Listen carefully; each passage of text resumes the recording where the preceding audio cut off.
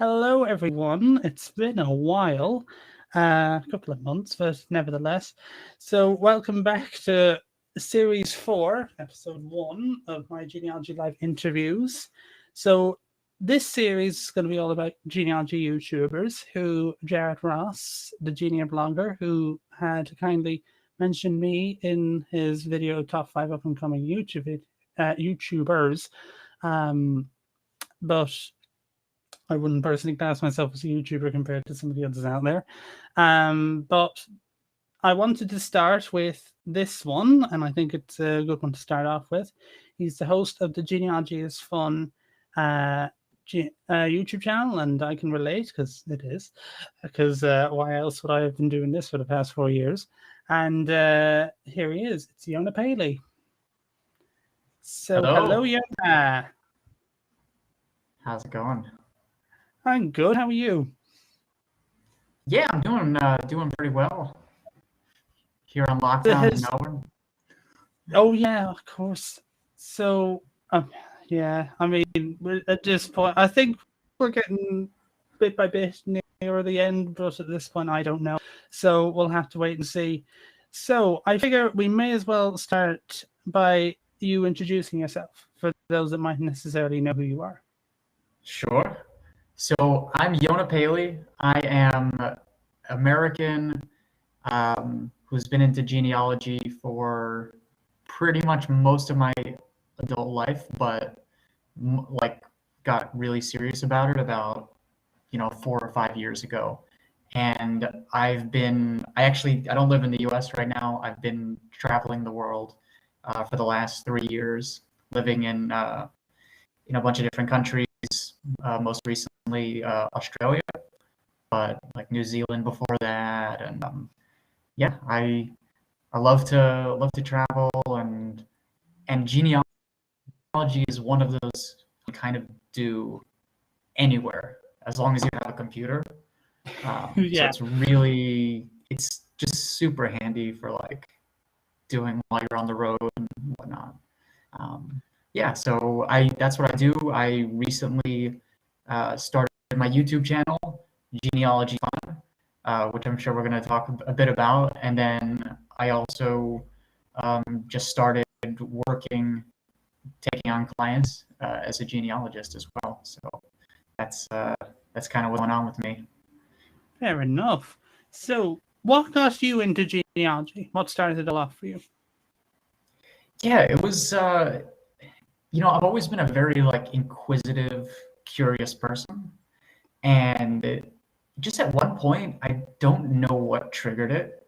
When I was probably around 18 or 19 or so, I was just curious. I knew my family was 100% Jewish, so there was nothing surprising about that. But I was kind of wondering, where is my family from? And anytime I asked, I would always get the same answer back. It's oh, they were from Russia. And it's such a generic answer. And I was yeah, but where in Russia were they from? And we don't know. So that kind of got me spiraling a bit down the rabbit hole, trying to figure out were they from Russia, or they were from the Russian Empire? What towns were they from? And that kind of snowballed. And then the first couple of times I found anything significant, it kind of lit a fire under me, where I was oh my God, if you put in the work and ask the right questions and look at the right documents, you can solve these family histories and learn where everyone came from. So yeah, that got me started on that for sure. Very good. And obviously, considering I'm on the kind of how did you get into it, I may as well ask this one. What started, or what made you want to start your YouTube channel? Yeah, so that's a good question. Well, when I started, so I'd always been very vocal about my love for genealogy on Facebook, and I was always posting about oh, look at all these things I found about my family, and people were enjoying it for the most part. And then was like, maybe, why not have something a little bit separate so that the people who are actually interested in it can follow me? Because I always like to explain how I got to places like through the process, So in my mind, I'm like, all right, some people don't really care, but then the people who do care, like, I think it would be even cooler if it was presented in like a video format than just like a bunch of text on like a Facebook post. And I think a relative of mine had suggested that I start a YouTube channel, and at first I wasn't sure if that was what I wanted to do, but I was like, you know what? What do I have to lose? Let me try. Like, I'd never really like had a YouTube channel before, and yeah, it's a lot of fun, and ever since has become this thing where it's like an outlet for me to express myself as a genealogist. Yeah, and you're accumulating a bit, of kind of, subscribers to it at the moment. I think you're on over 120. I could be wrong. 120. Yeah. And like for those of you that mightn't necessarily subscribe to it, like, what kind of stuff do you do on your channel? Yeah, so some of my videos are like personal things about ancestors of mine that I've traced, and I do a few like tips and tricks, like how to do, but it's mostly focused around Jewish genealogy, actually almost entirely, because that's what I know. So I try to stay in my wheelhouse for the most part. Yeah. But probably the biggest series that I've been doing is called Famous Jews. So I will pick a famous Jewish person, and I always try to check to make sure that they haven't already been covered on one of these TV shows like Finding Your Roots or Who Do You Think You Are?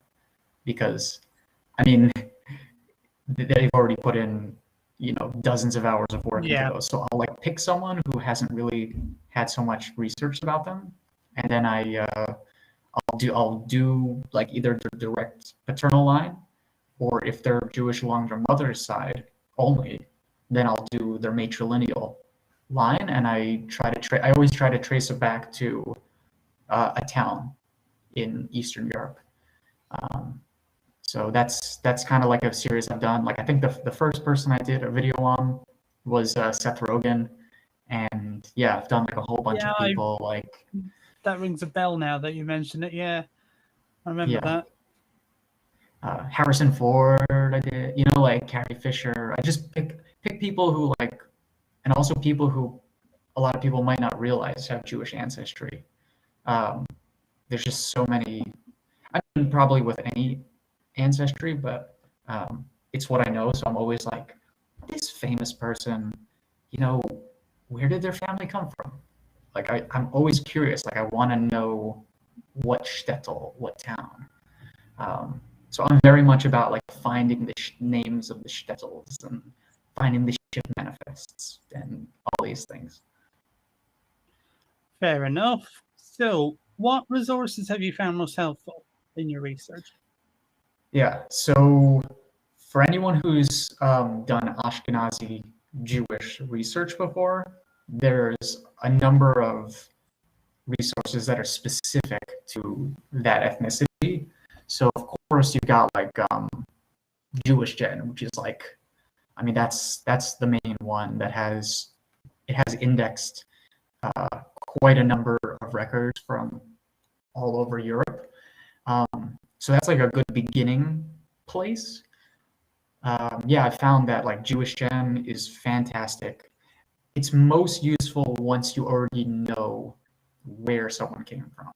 Right. So since I do a lot of research of like American Jews, usually I'll stick with like, Ancestry.com and Family Search and sites like that to first try to find their ship manifest or naturalization papers or something that gives me an indication of where they came from.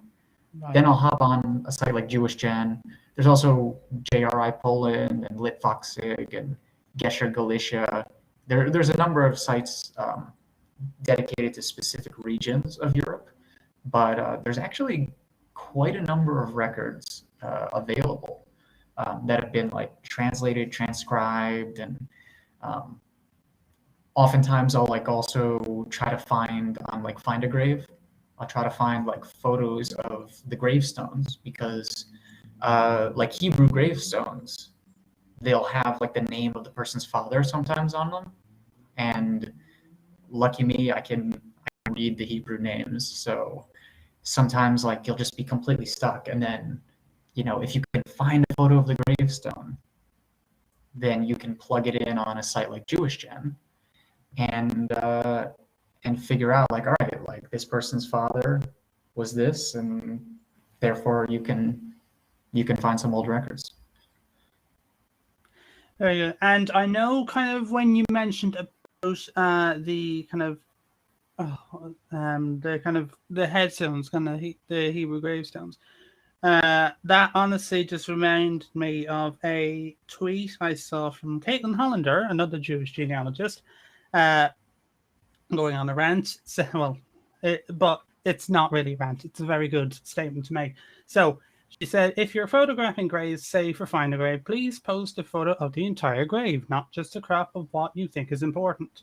This is passively aggressively aimed at the person who posts cropped pictures of Jewish graves with the Hebrew cropped out. And that, by the way, should be people who post crop pics, because I run into this constantly. And then they're offended when you request a new photo and shocked when you explain that, yes, there is additional information there. Just because you can't read it doesn't mean it's useless. And like that's the thing that we have to be careful of, because you know there could be something on a headstone. It might necessarily be Jewish, or it might be something else, and it might have meaning, and yet it might just be cropped out. Yeah, actually, it can be a big problem when getting photographs. Like there was one time I was working for a client and I had requested a photo of one of their ancestors' gravestones. Like I paid for a photo from the cemetery, and they sent through this photo, but there was like leaves, or there was something covering just the part with like the Hebrew name. So I couldn't see. I was like, hey, can you guys like send another photo? And they did. They were very gracious. They understood that I needed, like, it was completely useless to have a photo with that part of it covered. Yeah. But yeah, the Jewish gravestones are, I mean, they're so important for preserving families. I mean, it can also, I mean, the headstones can even help you also find the ship manifests, because most Jews, when they migrated, especially like a lot of Jews who came to America between the 1880s and 1920s, the name on the ship manifest is like the old school Jewish name, but they often change their name after they come to America. And in order to even find the manifest in the first place, you need to know what their Hebrew name was, because that's how it's going to be written. So, someone might be named Morris, but actually their name was Moshe or Mordecai. And until you know or you can approximate what that name was, it might be very difficult to figure out, like, is it this person on the ship manifest? Is it that person on the ship manifest? So yeah, Jewish gravestones are, I mean, they can be incredible sources of info. I can imagine. I mean, it's basically giving you a key into the next generation, which unfortunately I've never been lucky to come across on like a Catholic headstone. So I don't know. If they might do it one day, they might just kind of say so and then get the name. One guy might have just spontaneously thought, you know what, let's add this, but not banking on it. So I would ask what projects or ventures you're currently pursuing, but you've kind of listed the main one, which is Genealogy YouTube. But are there any others that you might have missed? Yeah, I'm working on a number of like personal projects. So one thing I like to do, if I can find like an old document for a family of mine, is to try to like there's a family line that I just did a YouTube video on, my Descent family, and I'm actually working on like a small little document. It's not big because it's not a huge family, but I'm trying to trace like every single descendant from this 1887 census, and that way I can distribute it to people in my family, and they can see like these are all your cousins from this one census. You know, there was another branch of my family that I managed to trace back to like an 1816 census. And at one point, I was like compiling all the names, and at one point, I hit like 850 direct descendants that I managed to find the names of. Wow. And I have to get back to that one as well. But that's the thing I'll say about genealogy. That goes very much with my philosophy is the information is only as useful as people can access it. So, you know, I make these trees, and they're public trees, but they don't include living people. You know, if someone who's running the tree either dies or someone puts false information by accident, like you can't really keep up to date with who every single person is and who's gonna update the tree. So for big branches that I feel like I've traced comprehensively, I like to try to get it down in a document and then distribute that to as many family members as possible, so that you know they can have that if someone's ever curious about like who's your family.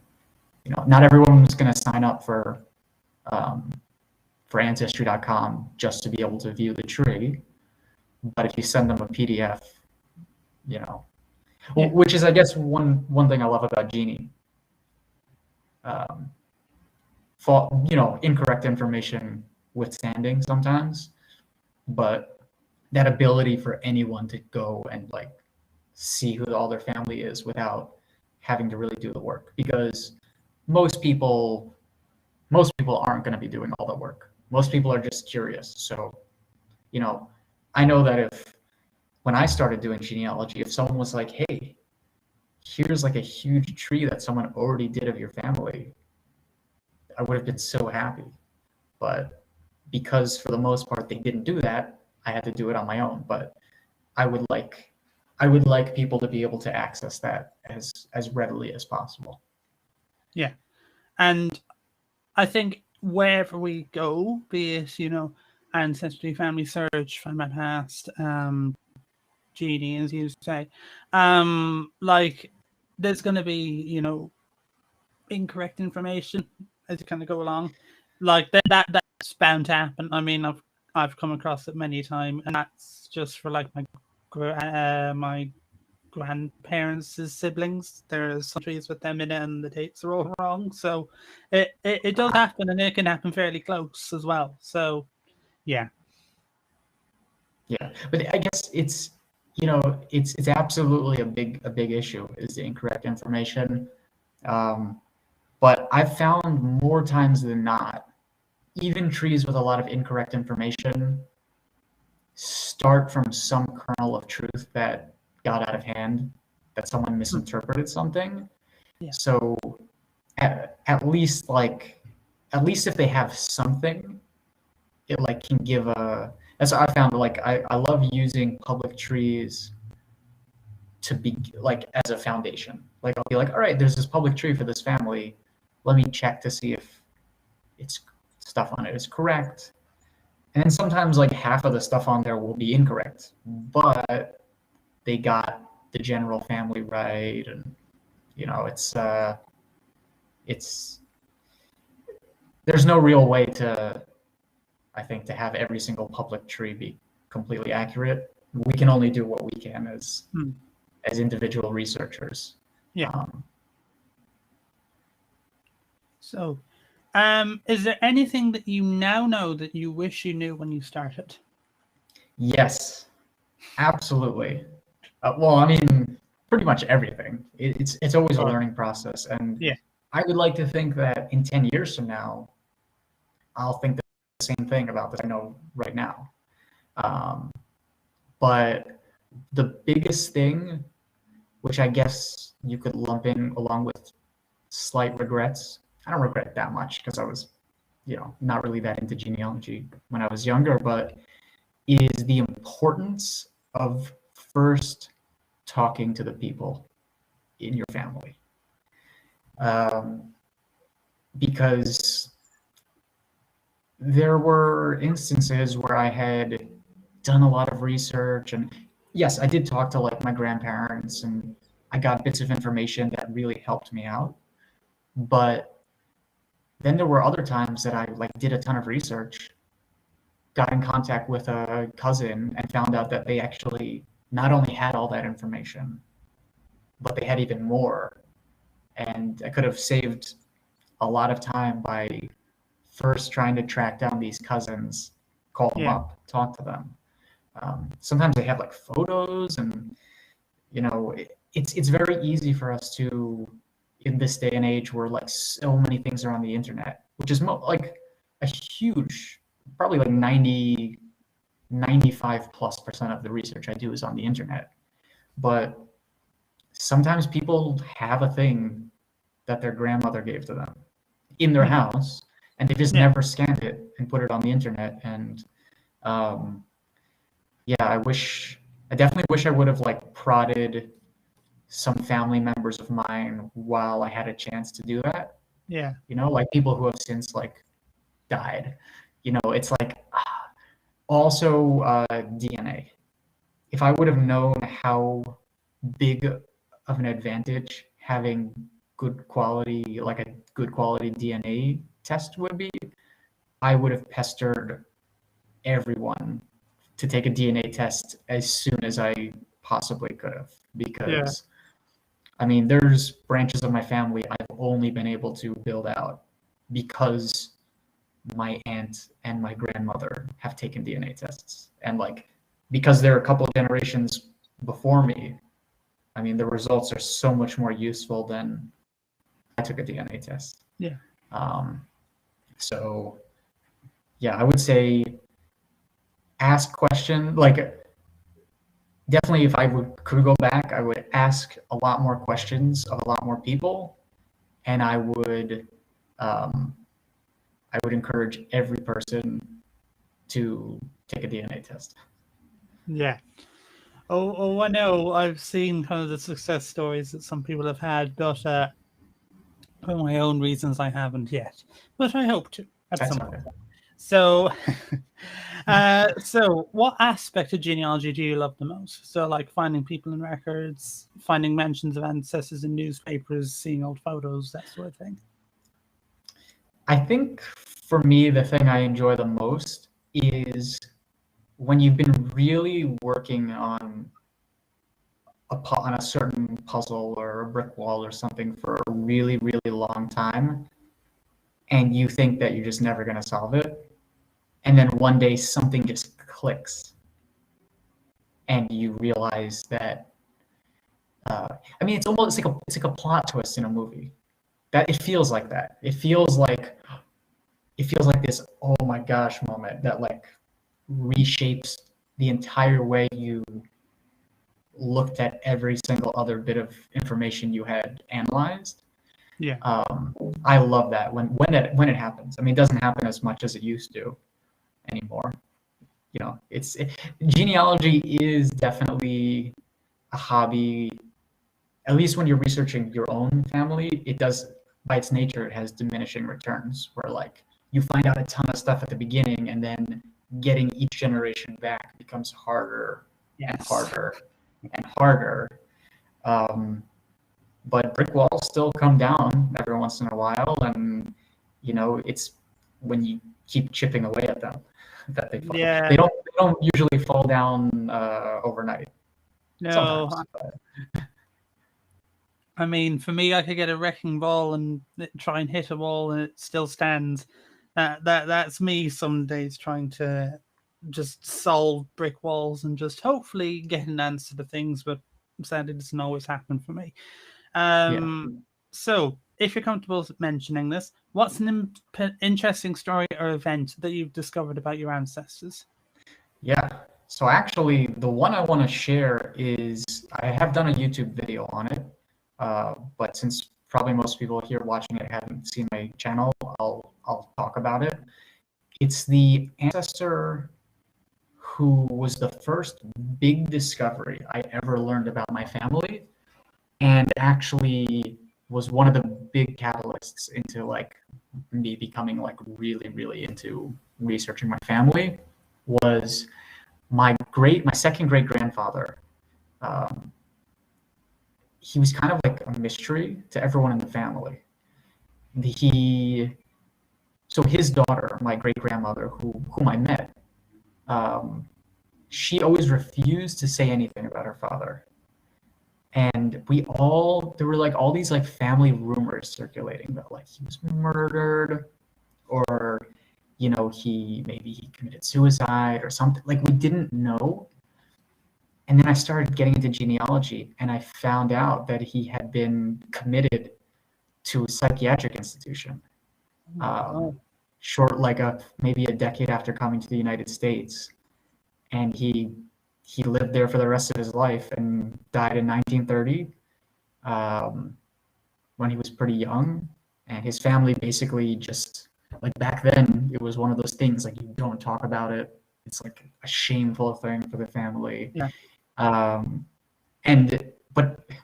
But that moment when I realized like that's what happened, it really opened up to me the power of genealogy, where you realize like even things that people purposely try to hide can still be uncovered by using the right strategy. Like, people can have. I also it's a little bit, giving two answers to this, but I also had an instance where using DNA, I discovered that my great great uncle had an affair back in 1930, and I met through like contacting this DNA match and like looking at the records and all the pieces of information. I managed to discover he had a kid. As he was married with kids, and the woman he had an affair with was also married with kids, and one of their children was his, and he had moved away. No one knew about it, but you can find a thing that was like kept hidden, and still uncover it if you're a good enough like detective. So that's the one thing I love about. Yeah, I mean, with the kind of psychiatric find, I mean, my great great grandmother, who, for people who looked at me in the Wiki Tree Challenge, you will have known this.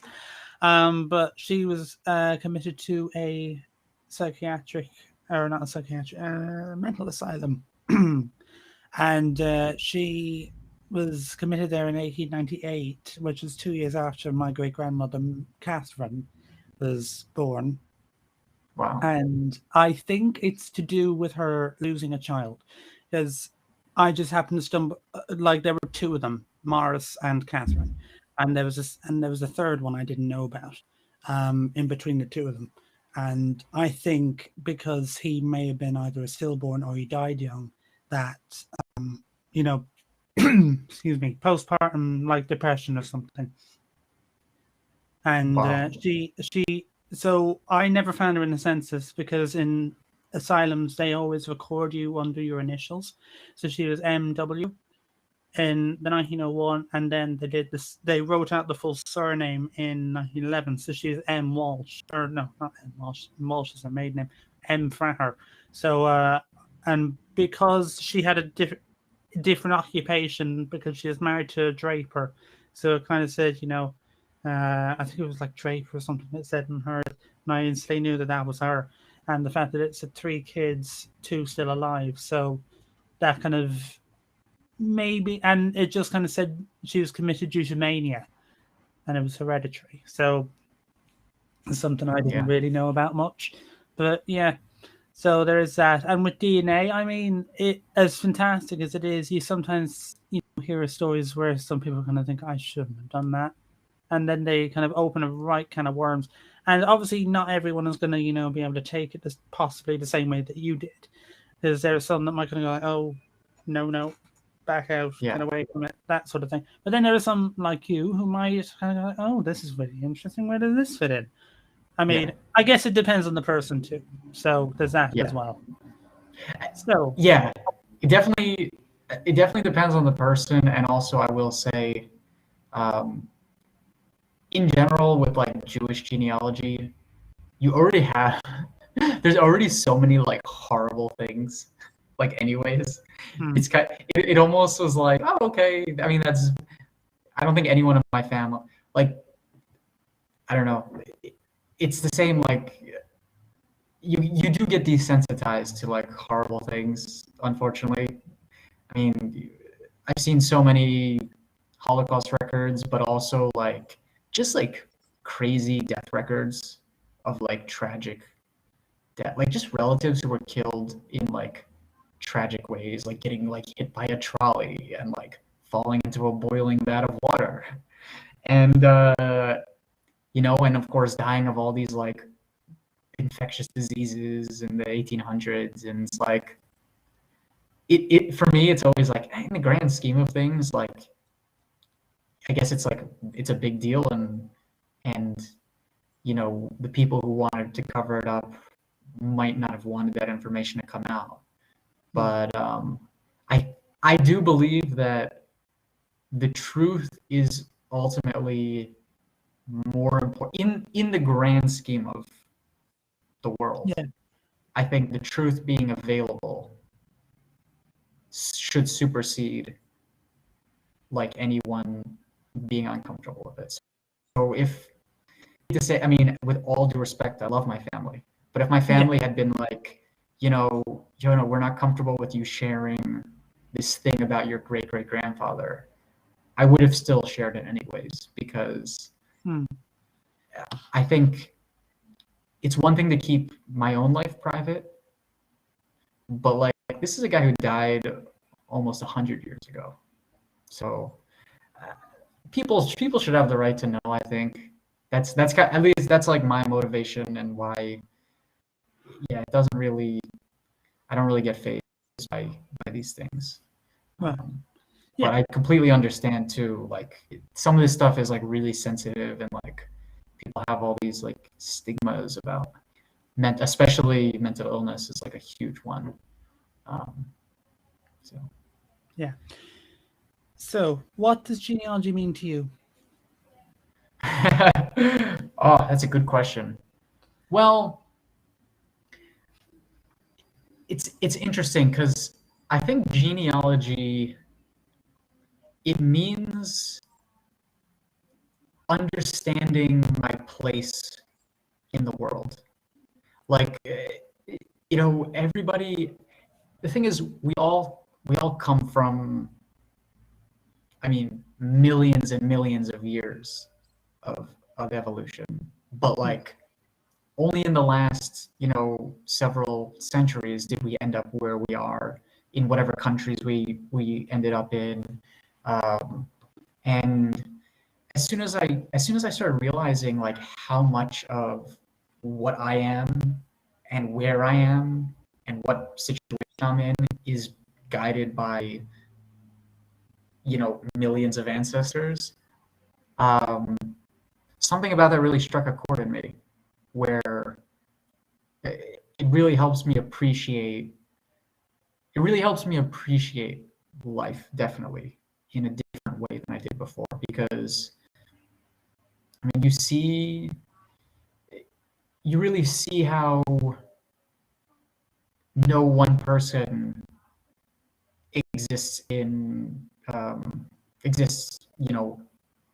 on their own. Like, you are a result. Everyone is a result of thousands and thousands and thousands of years, and migration patterns, and different like world events. Like, I'm only in the United States because my family fled from Europe back in the 1800s and 1910s because of oppression. And if they hadn't fled, then I might not be around today. So it's definitely interesting, the relationship between family history and like just general history is really, it's been really illuminating in terms of like, yeah, understanding like what my place is in the world and my place in time. So. Well, yeah, there we go. And you're right, and I do think kind of, you know, it does kind of just kind of put you into time as you kind of put it, kind of where you fit in all of it, and yeah, it can kind of just see it all. So, if now for anyone watching, I'm getting near the end of my questions. Always, what I tend to do is take any questions from the audience, be it my own subscribers or Yonah's, or anyone just happen to watch. Doesn't matter on that sense. If they have any questions for Yonah that they'd like to get in now, please do so now, and we'll be wrapping up maybe in the next few minutes. So, do you like the most and why? Now, is this an individual record or like a genre of record? Whatever way you want to take it. Okay. So for me, my favorite types of records are the ones that have the most information on them. And I would say most of the time, those end up being census records. Like I love finding like a census record that just has like multiple generations all next to each other.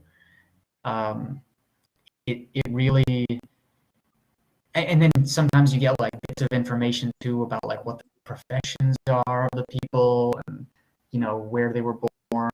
And I found like census, there's a reason why, you know, on like ancestry.com and just in doing genealogy research, censuses tend to be one of the first things that you look at because they give you the biggest amount of information. But you know what?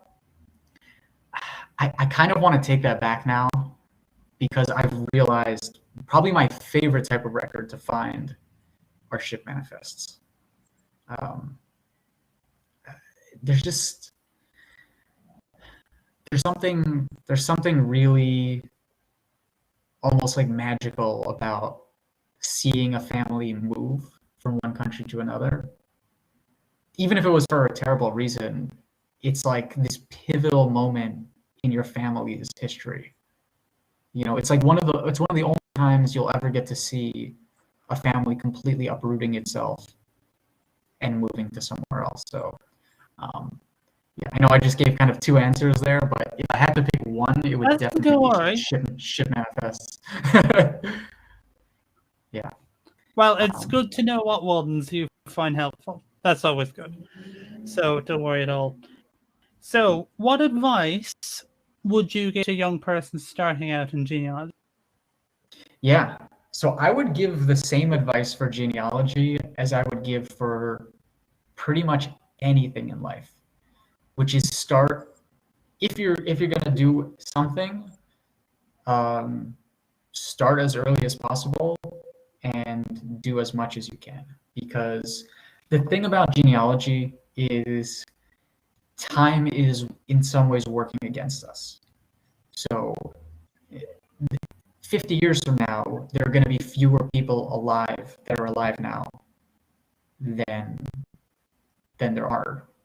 Okay, I misphrased that a little bit, but in 50 years from now, a lot of people who are alive now are not going to be anymore. Yeah. So it's really, really important, especially when we have family members that we can still talk to them, to ask them about their past, their family, what they know about the family. Also, just in general, starting anything early gives you an edge in terms of like, if you've been doing something for 30 years, you're probably going to have a better arsenal of tools to be able to use to be able to solve something. So I know like the first like couple of years I did genealogy, it was I had no idea really what I was doing. But that's the thing. Everyone has to go through that phase in order to get to the point where you can start like finding records that you're looking for like much easier. And it only gets easier from there. So I would say if you're young and you're just starting to get into it, like first things first, talk to the people in your life. Because, not to be like super morbid, but like you don't know in 10 years from now that every person's still going to be in your life. Yeah. And then also definitely like always like continue like educating yourself on how to find things. Like never be satisfied with anything. Like you might break a brick wall, and find the answer you're looking for. You might find a name, but there might also be another piece of information about the person that you found that as soon as you say, "Oh, my work is done," you might have overlooked something that's going to help you find the next ancestor. So, and another piece of advice I would give for sure is not to overlook when something feels, when you see something in a document or you see just anything and it doesn't really make sense to you, make sure you take a note of that. Because a lot of times things that don't seem to make sense, good reason for that. It's either because you've found something either incorrect and are on the wrong path, or what can happen is that little bit of confusion is actually the missing piece of the puzzle. And as soon as you do a little bit more digging on it, you're going to realize why that didn't make sense. Why that was that way. Yeah.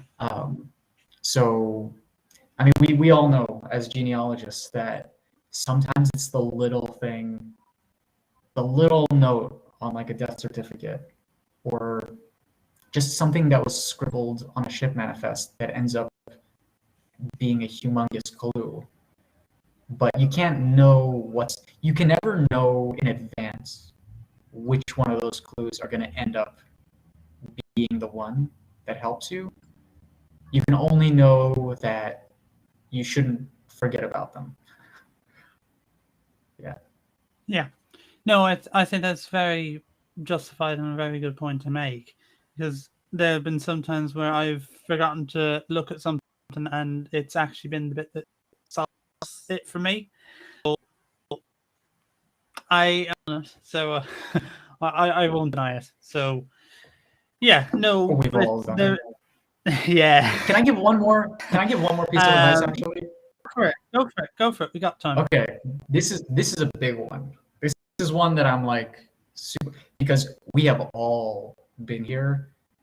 If you make a mistake and piece of information on your tree that turns out not to be true, get rid of it as soon as possible.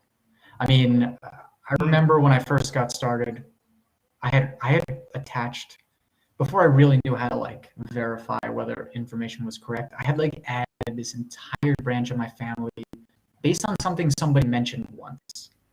And it was like 150 names. I was like, oh, great. And then I realized through doing more digging that it was wrong, that it was incorrect. It was not, this person was not related in the way that I thought they were related. And I think a lot of times when we put in a lot of work into something, it's very, very difficult to admit that work was all either for nothing. First of all, it wasn't for nothing, but like our ego tells us that like, oh, you put in all this work and like, but the truth is like these kinds of mistakes only will help us grow more as researchers.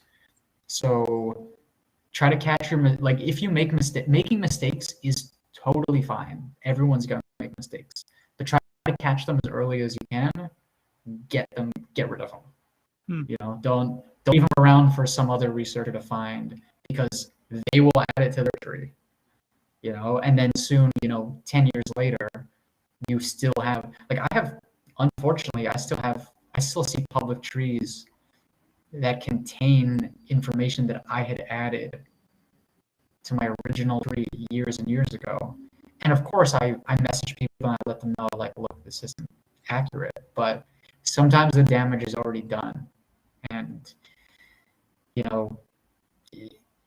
having incorrect information floating out there on the internet, it's not a good thing, because then other people are going to take that and add it to their own. Yeah. Oh, I know. I've seen it happen. There was one where, because my gran was born in the 1920s, she's passed away now, so she's not around, sadly. There was this cousin of mine through through my grandmother's mother's line, and it was through a sister, a descendant of her, that there was supposedly this person, and I messaged her and saying, oh, we seem to share this ancestor, and I was kind of saying, do you know how we might be related? And she was kind of saying this woman called Mary, not her actual name, but just redacting it, did the research for me. So I contacted this Mary, and this Mary person had nearly 40,000 people in her tree. It was an unofficial one-place study of the area of where my people came from, and there was a lot of errors.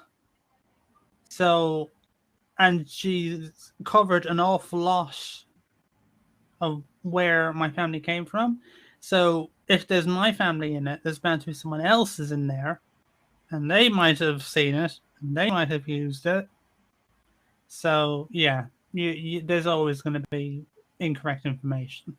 Although I know WikiTree are trying to, who I was on it, who I was their guest, late July, early August, are trying to make their kind of the genealogy community better for like sourcing info and trying to make it accurate.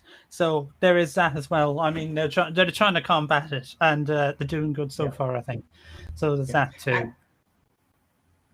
Actually, I want to give a shout out to I believe his name is Randy Schoenberg, who manages a lot of like Jewish profiles on Genie.com, and there have been times where he's like fixed up. I mean, he really goes through there, and when stuff is incorrect, he like manages a lot of the public trees on there. So there are definitely people like out there.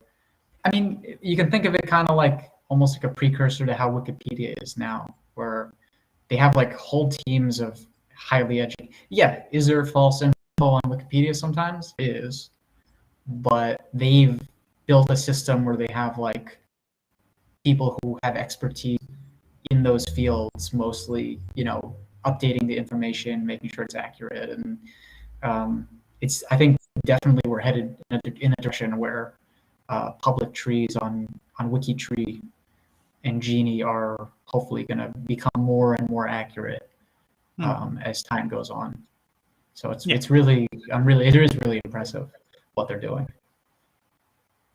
Yeah, no, it really is, and I'm still looking around. When I have a moment, I still sometimes look around, kind of bits that they found, and I'm still amazed because I seem to be finding a new bit every time.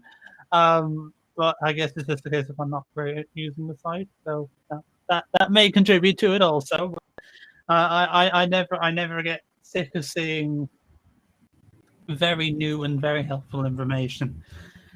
So I think on that positive note, I think it's time to end. So thank you everyone who tuned in now and will tune in the future to see this. And there's bits going on in my life where I don't quite know timings for these interviews. Some of them, they may take place in the week, or sometimes they may take place on the weekend. I'm still working that out, so bear with me. I've put my social channels down the link below, so you'll or down the description below if I can talk. So keep up to date. I'll keep everyone up to date there. So follow me there if you want to keep up to date with future interviews. So thank you so much, Yonah, for coming on and chatting with me. Thank you, Daniel. I've loved having you got a great thing going on here with your interviews, your interview series. Thank you. So thanks, everyone, and I will see you next time.